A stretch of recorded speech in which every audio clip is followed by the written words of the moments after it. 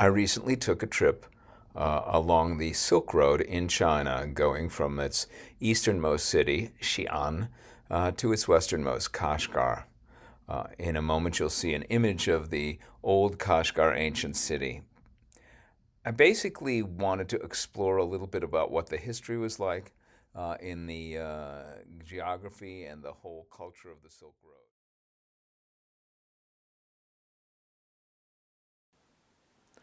I was particularly interested in seeing the Kashgar Livestock Market.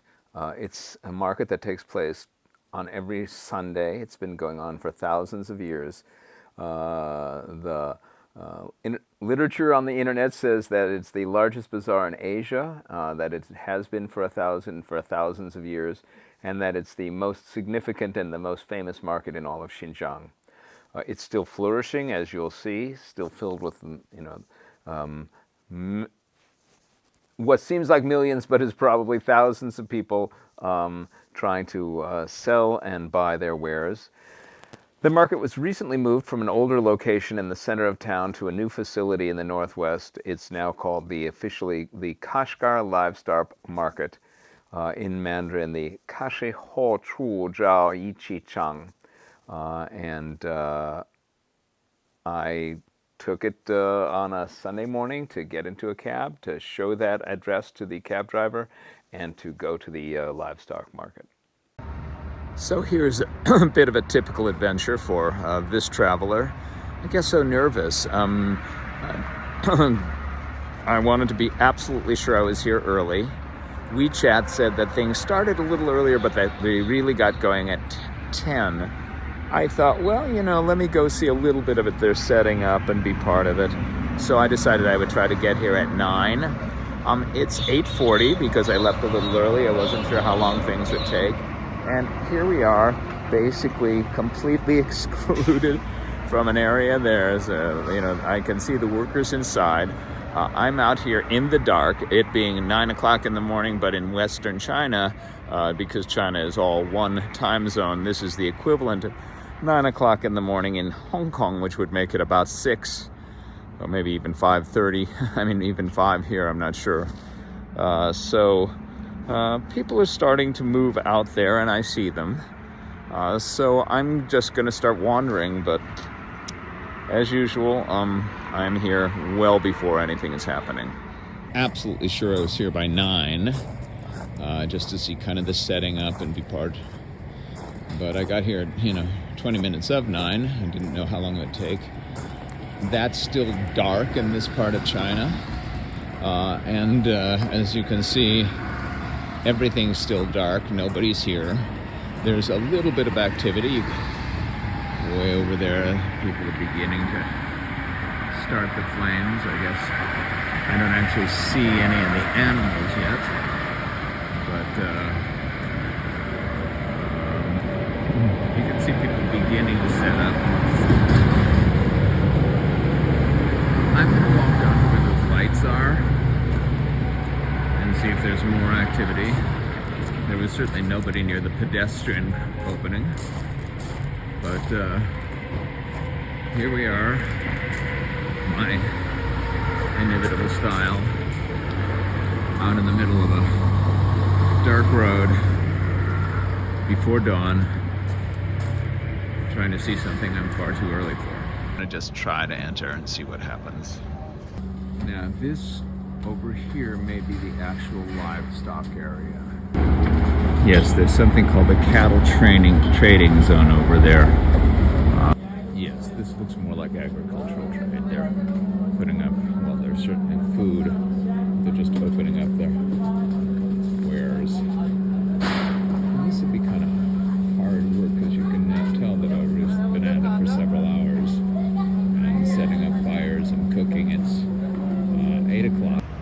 Okay, now we're starting to get some serious setting up. The sun is beginning to come out. There's enough light to work. I'll wall for the last, 20 minutes, half hour. I've seen people really do other things now, beginning to make new areas. Bread's coming out.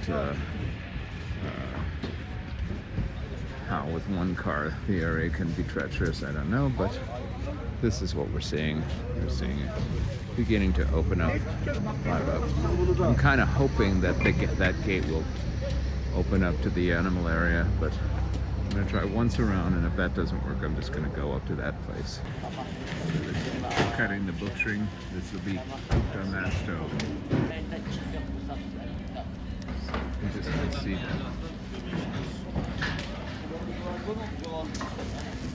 And this is the stove it's going to be cooked on. This, although it doesn't look like it, like what I would normally associate, this is lunch waiting to happen.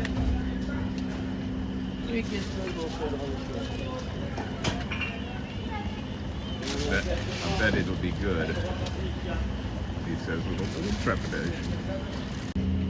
Now that's talking about some days. This is just wild. You just don't see things go this way.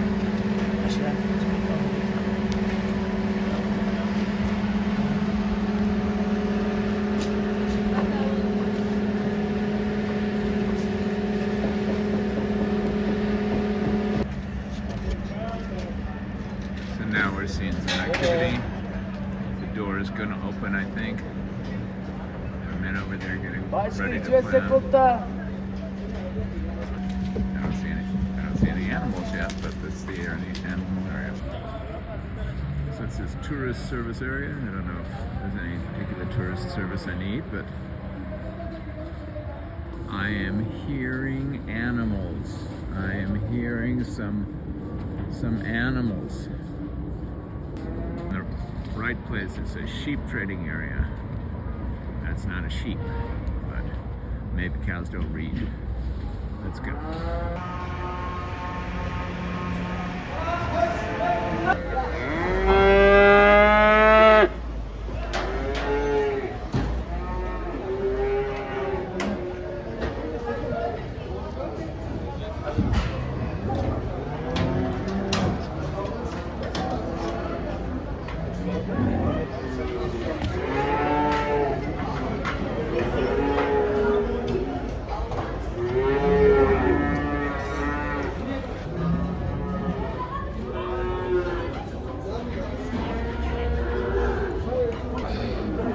Now they divide the area up between an area for sheep, as we saw in the picture, an area for goats, and an area for cows and bulls and different kinds of cattle, and also an area for horses. As you'll see later, there is actually a horse rink. People are riding horses back and forth.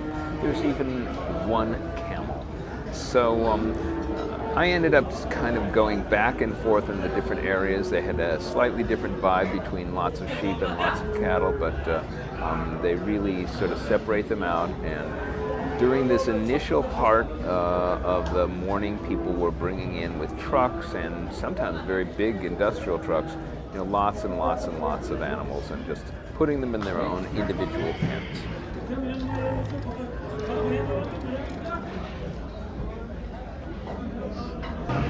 This looks like a little bit of a narrow passage. I'm just going to walk through. I guess if they were horses, they would have kicked, but I don't think cows kick. I don't know. I'm minding my business.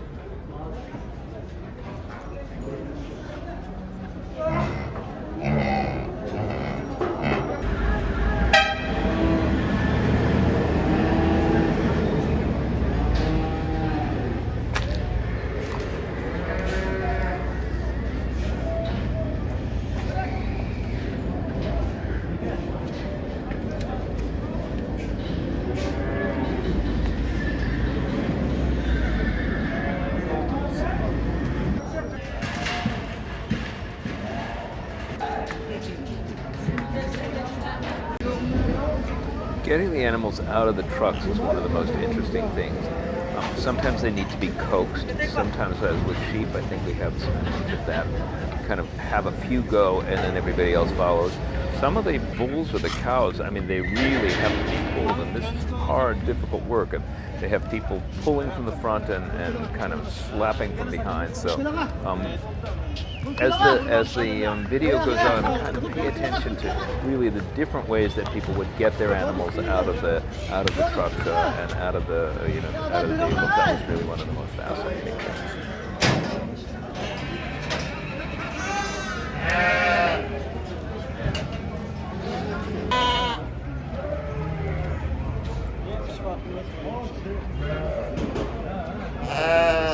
Babies.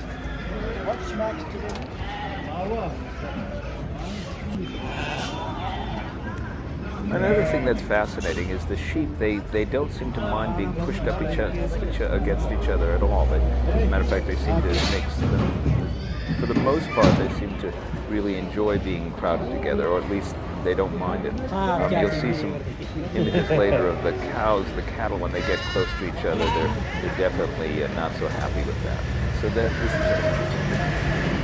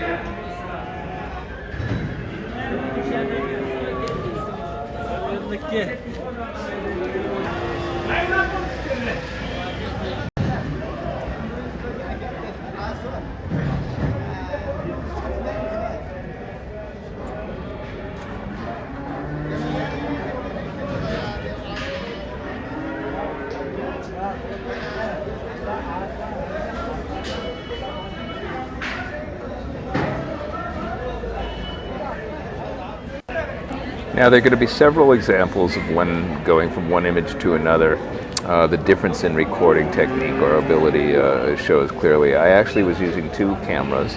I got a smaller camera for and got a Chinese phone number on it. That is to say, they were both phones.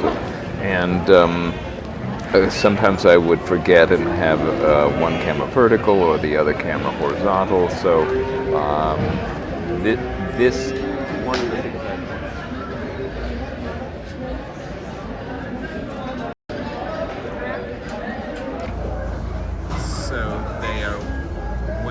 the sheep. This is where they put them to weigh them. This little basket. My first thought is I didn't see the scale. I just saw the sheep being put in there. Now, what does the sheep behave badly? Is he getting a timeout? So now he's going to take this one. He takes him by his leg. It's not so nice looking. He's going to pick him up. They're both going to pick him up. They put him down into this thing. And he can't move. Then they step back, and now they're weighing him. They know how much he weighs. And now they're going to pick it up.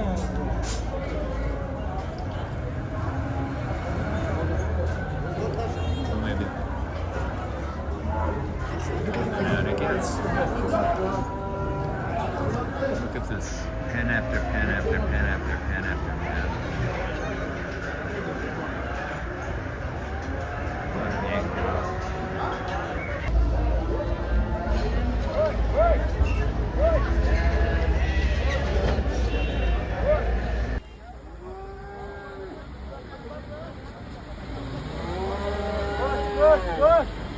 Is there any other countries who are trading this way?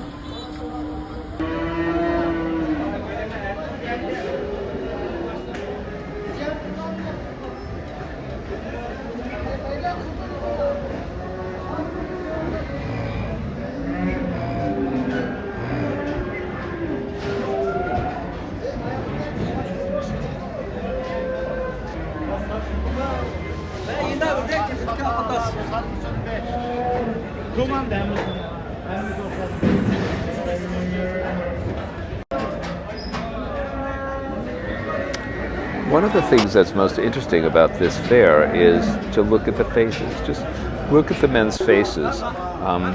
These are Uyghurs. They're not the typical Han Chinese. 85 to 90% of Kashgar's population, of almost 5 million people, are Uyghur. And that is compared with about 45% of the population of Xinjiang province as a whole. Although in Xinjiang province they still outnumber the Han slightly because they're 42% of Xinjiang's population is Han. China's overall population of 1.4 billion people is over 91% Chinese Han, the original Han people who they think of as the Chinese look. Fewer than 1% of China's population are Uyghur.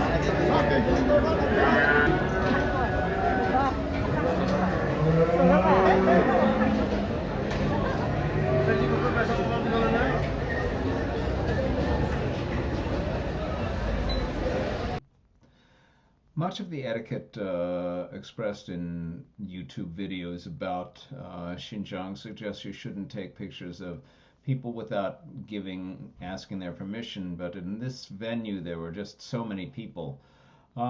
This man's face seemed particularly interesting to me, and I did take some pictures of it.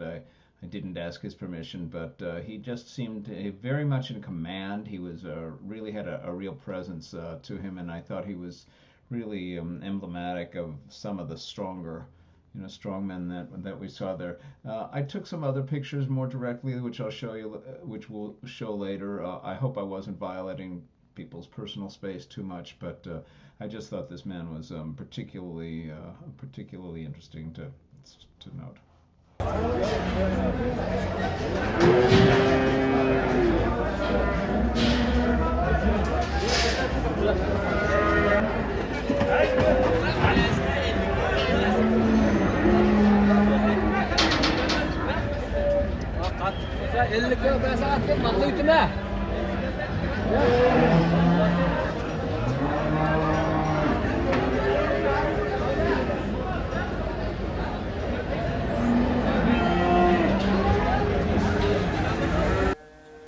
Serious case of camera envy right here.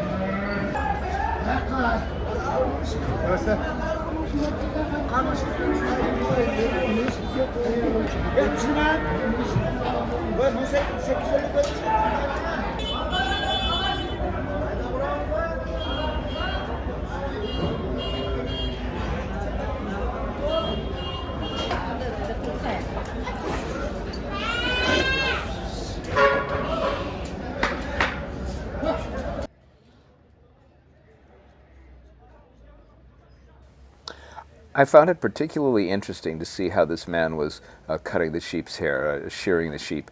Notice that he uses two hands. He has one hand actually at the very cutting edge of the scissors. This is different than the one we saw earlier. He's being very careful to make sure that he uses both the cutting hand and his hand to guide it so that he'll get the hair off and be sure that he's not hurting the sheep. I found his attention to this really quite remarkable.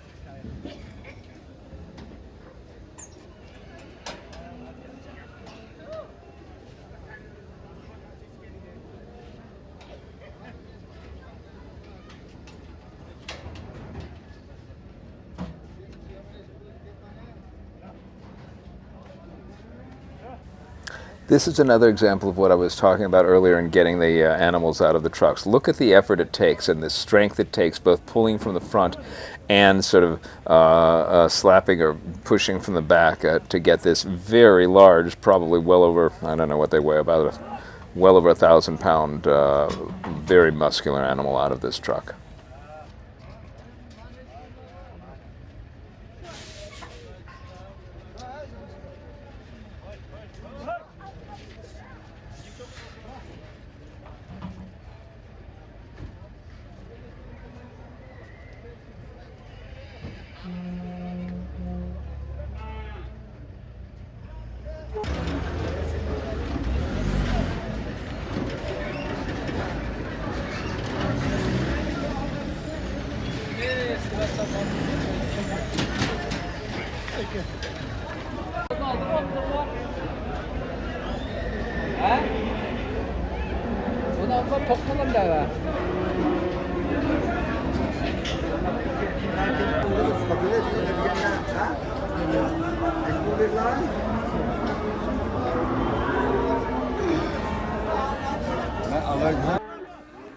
Another really fascinating face.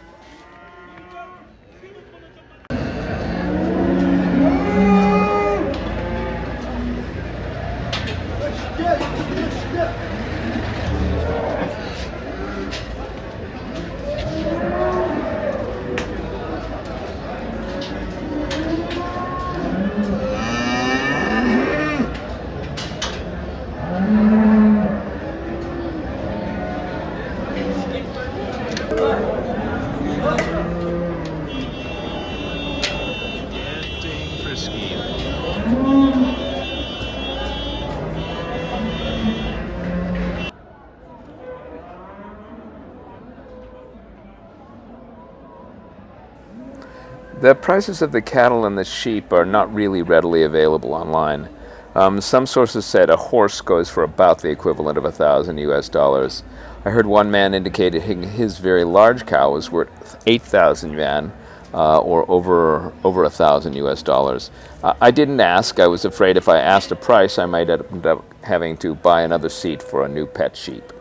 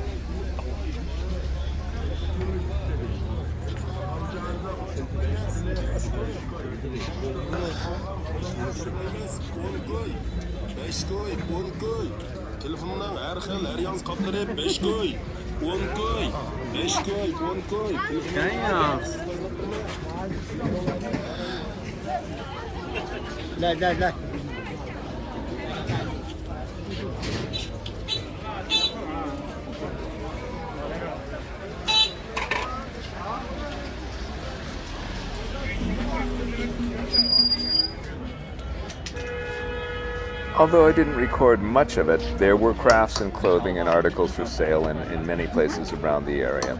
It wasn't quite as pervasive as it is in the ancient city, and you'll see those images later, but here the livestock in one end and the food in the other remained primary. But there were many dedicated craftsmen, such as this one seen here, making leather goods and different articles.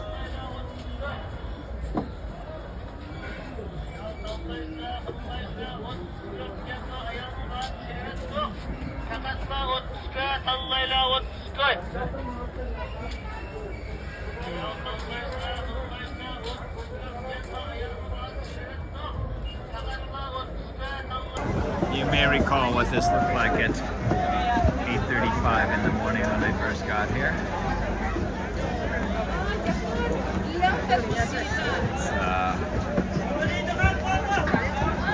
It's filled in a little, I should say.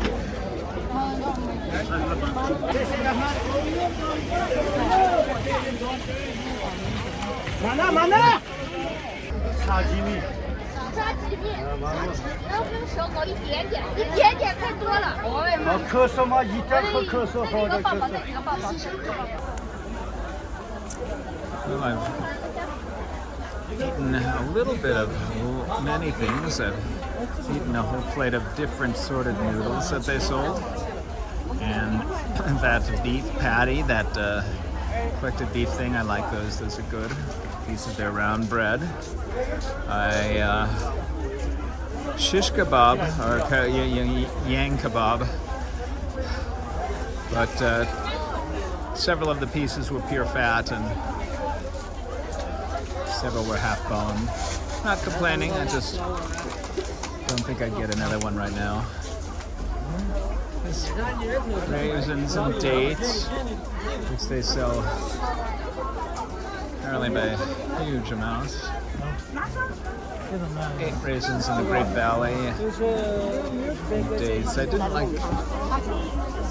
want it anymore. Honey, not so much.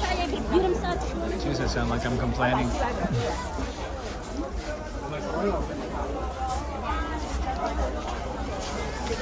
Or giving excuses for not buying. Feeling like I should buy, I don't know.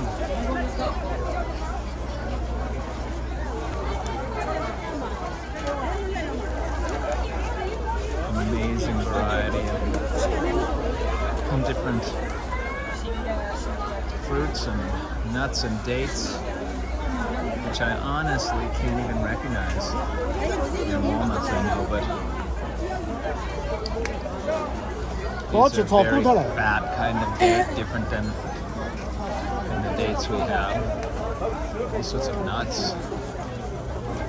That's what you drink.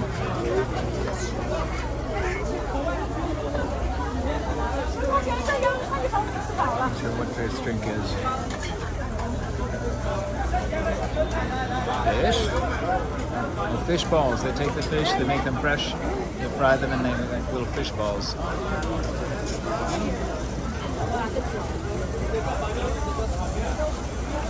Corn. No, those are sweets. I had a few of those. Those are really, really very good. Ice cream. I had an ice cream.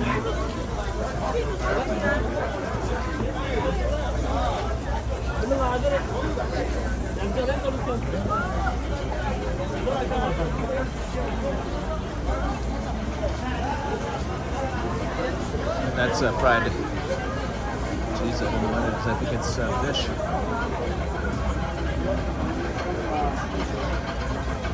I guess I don't know.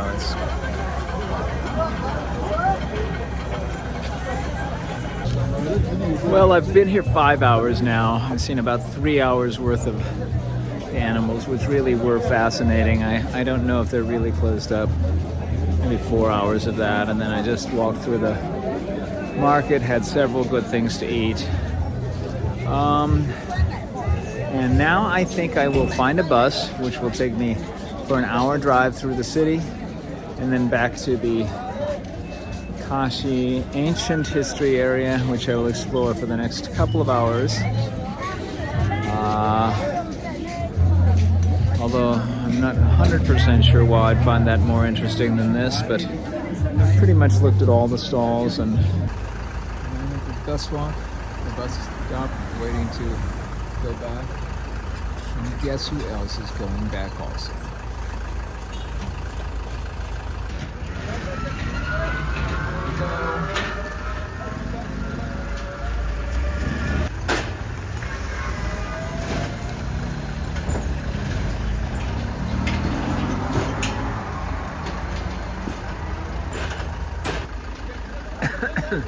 Seems to be. Well, the traffic is actually stopped completely still. I have no clue why. I hope that's not this way, because the bus is coming this way, but the traffic that way is completely stopped. So people who are able to get around with their little things, a big truck, no luck.